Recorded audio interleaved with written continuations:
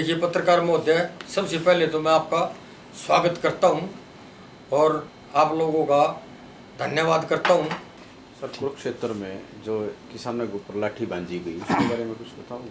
नहीं, बहुत धन्यवाद करता हूं आपका कि जो आज का एक जलवंत मुद्दा है। देखिए, किसान देश और प्रदेश की रीढ़ की हड्डी है और आज जो अर्थव्यवस्था किसी के कंधों पर टिकी हुई है तो वो किसान भाई भारत की अर्थव्यवस्था को बचाए हुए हैं। और ये क्रूरतापूर्वक था और ये निंदनीय था और किसानों पर जो अत्याचार हुआ और किसानों पर जो लाठियां मांजी गई है, जो नियत थे किसान अपनी बात रखना चाहते थे उनके साथ तानाशाही की है। तो मैं आपको ये जरूर पत्रकार महोदय बताना चाहूंगा कि ये भाजपा और जेजेपी सरकार के कफन में आखिरी कील का काम करेगा। ये आंदोलन रुकने वाला नहीं है। INLD पार्टी किसान भाइयों के साथ करी है। अब सिंह चौटाला जो आज किसान मजदूर के मसीहा के रूप में काम कर रहे हैं, उन्होंने घोषणा कर दी है और कल कुरुक्षेत्र हम जा रहे हैं। पावर कमेटी की मीटिंग भी है और यहां से किसान भाइयों के हित में बड़ी घोषणा होगी।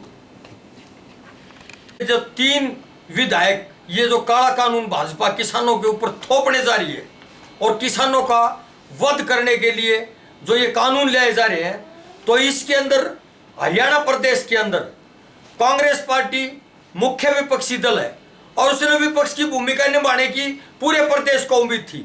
लेकिन वहां जो चिट्ठी प्रकरण हुआ दिल्ली के अंदर, उसमें भी जो विपक्ष के नेता हैं, माननीय किसान मजदूर के नेता होने की जो दम भर रहे हैं, जो आए भर रहे हैं, वो वहां भी चिट्ठी प्रकरण में दस्तक थे। जब वहां तलब किए गए, मीटिंग बुलाई गई, तो वहां से भाग खड़े और चंडीगढ़ चले गए। क्या मैं विधायक दल की मीटिंग बुला रहा हूं? और विधायक दल की मीटिंग एक दिन पहले बुला ली जाती है और वहां बहाना बना के भाग गए। फिर 3 दिन के लिए नोटिफिकेशन होता है और 3 दिन का विधानसभा का सेशन अधिवेशन बुलाया जाता है और उसके अंदर प्रदेश को और किसानों को और बहुत सारे 9 घोटाले भारतीय जनता पार्टी और जेजेपी के कार्यकाल में हुए।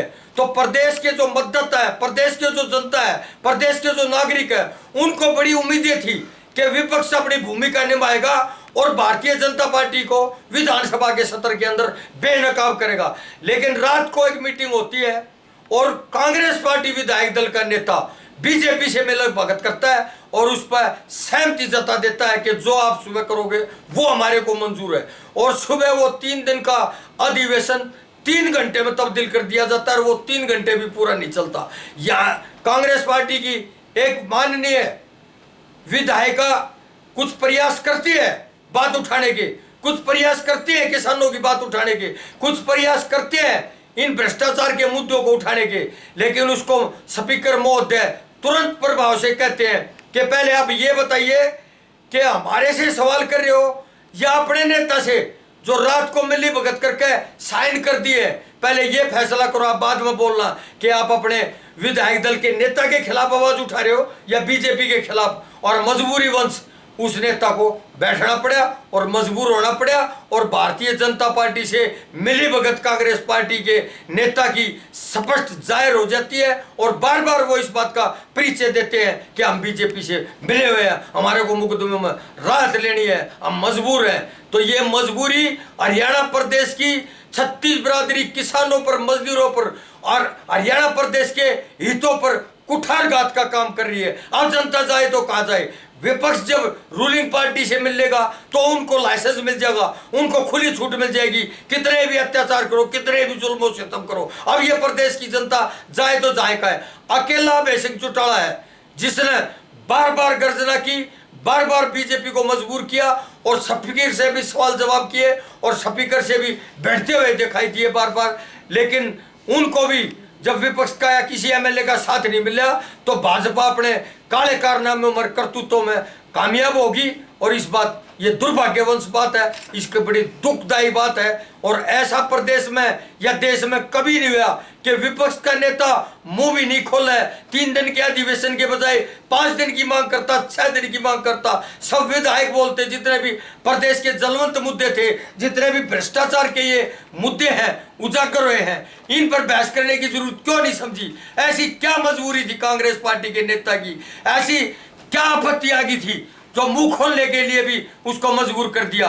अब जनता है ये जान चुकी है, सही चेहरों को पहचान चुकी है और आने वाला समय उनके लिए बहुत दुखदायी होगा। हमारे जैसे जो कार्यकर्ता हैं जिन्होंने खून पसीना और खून भी बहाया पार्टी के लिए, उनकी बददुआएं पीछा कर रही है। आने वाला समय बहुत ही दयनीय होगा उनका, और देखना आगे आगे होता है क्या। विधायक तो हम भी थे, तो उसके हर बात का प्रोसीजर है, संवैधानिक प्रक्रिया है। विधायक तो आपको प्रेस कॉन्फ्रेंस के लिए बुला सकता था, अधिकारियों को भी तो बुला सकता है। और हम ये आवाज़ बार बार उठा रहे हैं, पूरे हिंदुस्तान के चैनलों पर उठा दी, चंडीगढ़ से उठा दी। हमारे साथ बहुत बड़ा धोखा हुआ है जिसमें हम भी सम्मिलित थे, लेकिन हमारी आंखें बाद में खुली है जब हमारी ज़मीन खोसने लगा सीजेड वाला, और खाली ज़मीन पड़ी हुई थी। और खाली ज़मीन जो कब्जा नहीं लिया है, डीडीए की भी बुरी है, HSIDC की भी बुरी है, हुड्डा डिपार्टमेंट की भी बुरी है। तो हमने ऐसा क्या पाप कर दिया? और वो कह रहे जमीन तुमने बेच दी, तो उन्होंने भी तो बेची है। हमारी वो जो जमीन थी, वो जो एक्वायर हुई थी, वो बड़े थोड़े रेटों में हुई थी, लेकिन उन्होंने अपील करी और उन लोगों को 1.5-2 करोड़ रुपए मिले हैं। हमारे साथ तो ऐसा छड़ावा कर दिया बादली विधानसभा के किसान भाइयों के साथ, ना कहीं हमारी दलील है ना कहीं अपील है। सरकार पहले मिली भगत कर की, बड़ा गोलमाल कर की, बड़ा लेन देन हुआ, 50-60 लाख रुपए प्रति एकड़, 3 बार उसका लाइसेंस बता दिया। तो अब हमारे भाई जाग रहे हैं और कुछ नहीं जागे हैं, तो शेरों को जगाने का काम हम करेंगे। हम किस लिए? हम जन जन से संपर्क कर रहे हैं और उनको बता रहे हैं कि बहुत बड़ा, मैं भी आपका बच्चा था, बहुत बड़ा छड़ावा हो गया हमारे साथ, और इतना बड़ा विश्वासघात कोई नेता किसी के साथ कर नहीं सकता, अपने क्षेत्र के लोगों के साथ।